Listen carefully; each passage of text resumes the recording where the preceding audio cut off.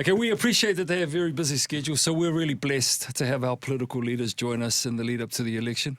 And joining us this morning on the Morning Wake Up is the leader of New Zealand First. Kia ora and good morning, Winston Peters. Thank you, kind sir. Good morning, and thanks for having me on your program at such short notice. Yeah, we appreciate how busy you are. We're going to dive deep into the hard questions. You're very dapper. You always look very dapper, Winston. Couple of questions here combined. You don't get a second chance to make a first impression. This is true. Tell people that, right? It's important. My rugby coaches to say, look, you guys, you mightn't be able to play like a team, but at least you could look like one. Nice. Okay, so how many suits do you own? How many do you own more ties than you own more suits? And what do you do when you get home? Are you a trackies and hoodie type of guy? Look, I used to have a lot of people complain about me looking so rough at the beach and things like that. And I thought, it's all right for you to say I've been wearing a suit all year, right? But funny enough, I don't throw suits out, so I've got suits. Going way back. 35 years old. Wow. Yes. Mind you, just quick story. When I was at law school, we used to have a ball and everybody was broke and we couldn't afford a suit. So people would go down to the Salvation Army, you get an old suit hanging there, get it dry clean, and they'd wear that to the ball. And they were all old double-breasters from decades beforehand. But all of a sudden, double-breasters came back again, right? All these years later. Well, I was wearing them in the 80s, or even earlier. But suits, well, I don't throw them out because if you look after a suit, it lasts a long, long time. And as for ties, it's very difficult to buy the right tie these days because they're so narrow, and that's designed to save money. It's not fashion anymore. Narrow ties were in the 60s. They come back they've come back now to save money. Give you a little hint. If you go around to the op shops, you'll get a tie, great ties for $2. All you have to do is make sure they get them dry clean and you've got a brand new tie. Nice. And if you hang on to them long enough, they'll come back around in fashion too. There you go. All the tips. He was looking at you, B1, when he said that about the ties. I need to get a new suit, actually. Maybe I'll borrow one of yours. Okay, so Winston, New Zealand First, let's take our country back. Who are you taking it back from? Well, look, there are countless things that have been taken from New Zealanders without them knowing. For a start, this country's name is New Zealand. It's not Aotearoa. Aotearoa is a French Polynesian name and phrase, and it does not belong from the South Island, for example, which is Te Wai Pounamu.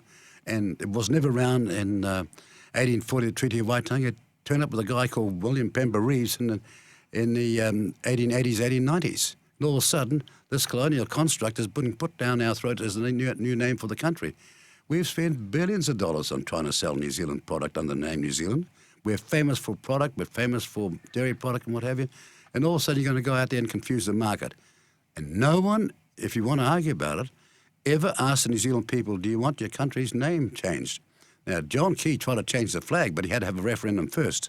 And he failed, didn't he? See what I mean? Yeah, it's called democracy. Are you quite a fan of referendums? No, but I can give you 10 or 15 other examples of that, where they've just taken away, without any notice or any information to you, the rights you used to have. And am I a fan of referendums? Yes, I am. Very strong fan of referendums.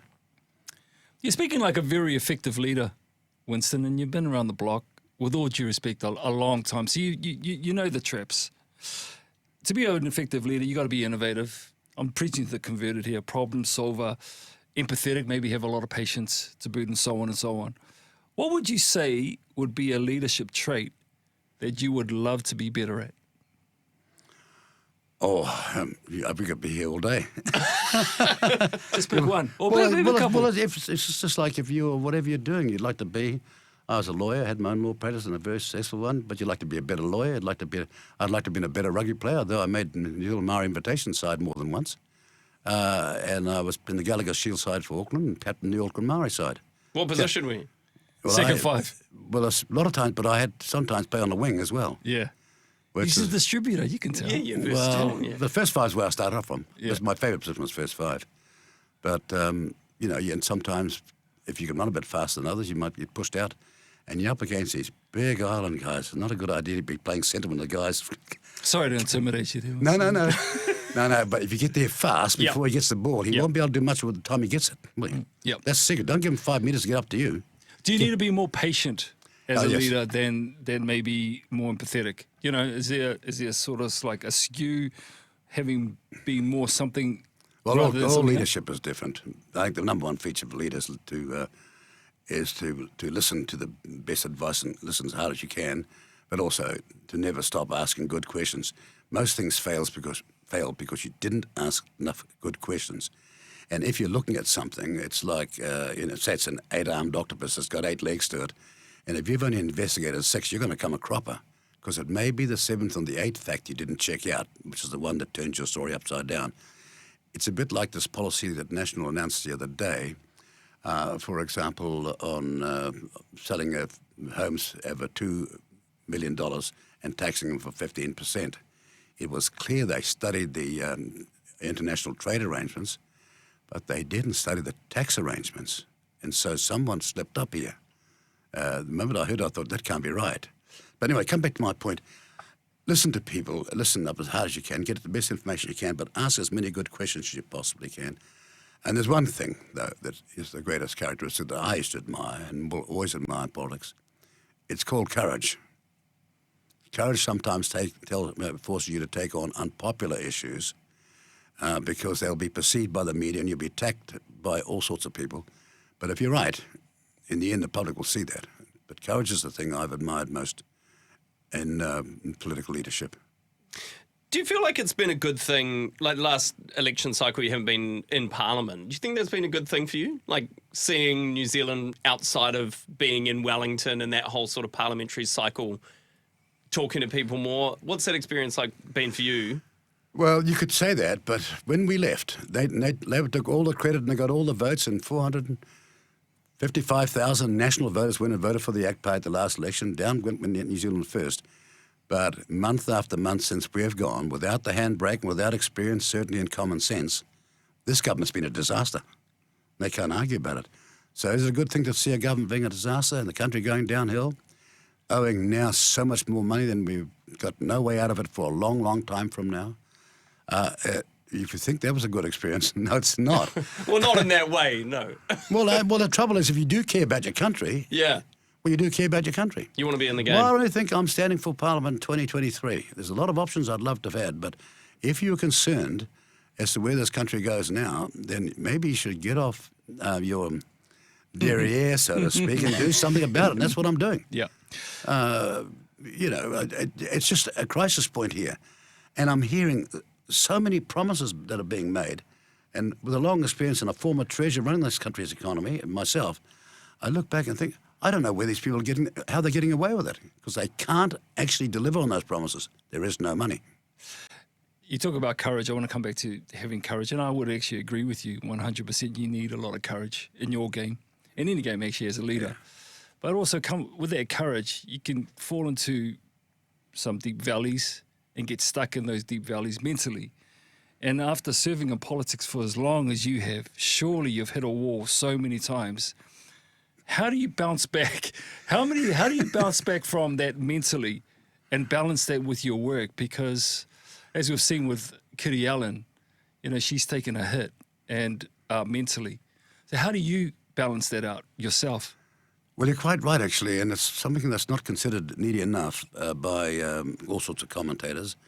And people can be terribly unsympathetic, sort of Yahoo, down went that person, or somebody has mental issues and they immediately become judgmental until, of course, they reflect that it might be in some of their relations, some of their friends and some of their families.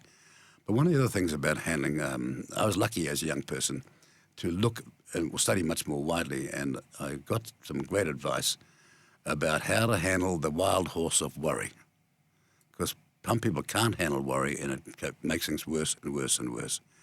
And that advice was the best I ever got. And, for example, if you've got things that you are concerned about, and you've done your best for about 17 hours a day and you haven't got it resolved, then write it down, put it aside until you wake up the next day. Don't go to bed thinking about it. 2 o'clock, 3 o'clock in the morning. Consign that to for the next day and go and get the sleep you need. And I'm off a dairy farm and didn't have long hours sleep, and I was probably how shall I put it, well prepared for politics because the hours were long. But if you could learn how to handle the worry, learn how to handle disaster, learn how to handle the appalling proposition of loss sometimes.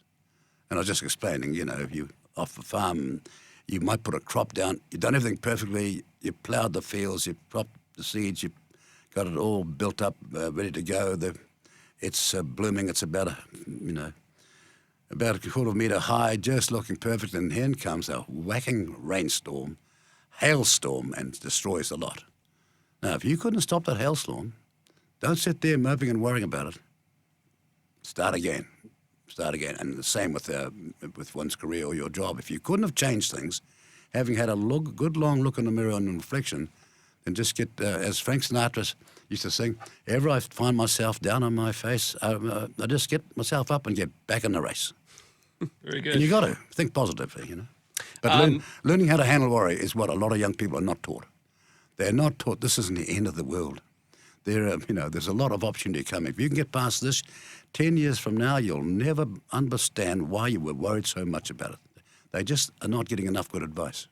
Some wise words. Okay, so let's jump forward. Let's say the election's been, you're in Parliament, New Zealand First is in, you're in a position to form a government, say. When you go to the negotiation table, and you've been in this position before, how do those negotiations actually kind of play out? I mean, do you have a written list? Is it a bit of cat and mouse going on about you're sort of knowing they're going to take a little bit, so we'll push a bit more on this? And what are the key things, Winston, for you that you will be pushing across the line if you are in the position to form a government? What are you putting your foot down on? Yeah. What are the non-negotiables? What's amazing here is that just in the last few days, having written New Zealand First off, we've been Cinderella-ized and marginalised and forgotten. All sorts of mainstream media have never covered one of my speeches as we've packed the halls around this country. And all of a sudden now they're asking me, how are you going to handle negotiations? Isn't that amazing? You must be loving it. And no. What I can't understand is why anybody thinks I'm going to answer that question. Because you've heard the old saying, the guy that knows what he's going to do next has got you covered. Well, okay, fair enough. I guess why I'm asking... The guy that knows what you can do next has got you covered. You go on a rugby paddock, how do you think a sidestep's going to work if the guy knows you're going to sidestep in the next 5 metres? You do it at the last moment, now you're past, right? Clear sailing to the goal line. I guess why I'm saying that is, when people go on websites, they're trying to decide who they want to vote for. They look at just one thing. Policy. Just one thing. You personalise this. I have a team, and you ask all of my colleagues, we are all part of the negotiations. Yeah. We make no decision unless the caucus totally agrees, or 95% agrees. We don't go for 55% versus 45%. That's far too close. It's got to be 90% plus agree. They want to have unity and a thing called buy-in.